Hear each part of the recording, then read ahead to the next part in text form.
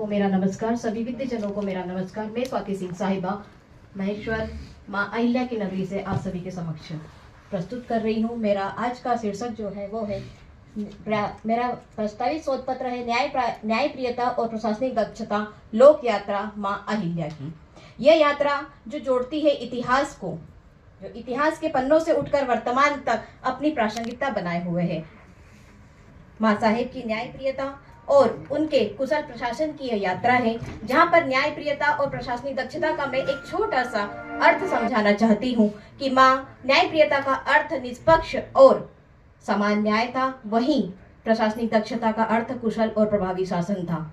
अफसोस इस बात का है कि वर्तमान में इन दोनों के मूल्य शायद बदल दिए गए हैं। प्रशासनिक न्याय प्रियता का अर्थ हो गया है जो मेरा प्रिय है उसके साथ न्याय हो, और प्रशासनिक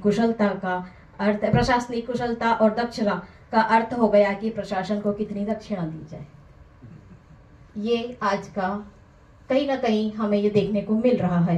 मैं माँ अहिल्या के एक छोटा सा परिचय देती हूँ, फिर माँ अहिल्या के न्याय को और आज की न्याय प्रणाली को मैं जोड़ना चाहूंगी, क्योंकि सारी जो भी कथाएं हुई माँ अहिल्या की वो हम सब के समक्ष हम सुबह से सुन रहे हैं। मैं उन चीजों को वापस से नहीं दोहराऊंगी। कुछ चीजें जो इतिहास में अभी भी कहीं ना कहीं एक प्रश्न चिन्ह उठता है कि माँ अहिल्या ने अपने बेटे को दंड दिया या नहीं, मैं उसका एक छोटा सा सबूत के तौर पर पेश करना चाहती हूँ। सुनिएगा। माँ अहिल्या की न्यायप्रियता, निष्पक्षता, उनका समान न्याय था।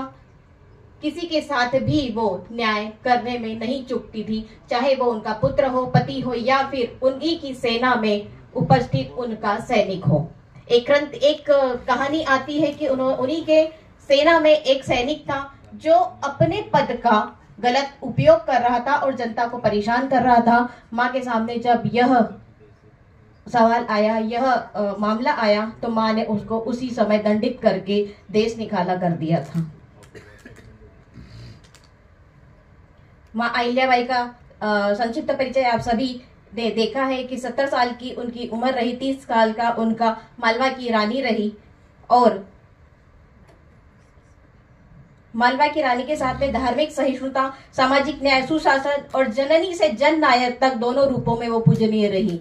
जननी हमें लोक माता हम उन्हें कहते हैं, लेकिन लोक माता के साथ में उन्होंने अपनी पूरी जनता को एक माता की तरह माना। और महेश्वर की हूँ इसलिए मैं मानती हूँ कि आज भी राजमाता की गद्दी पर हम जाते हैं तो हमें उनका एहसास होता है।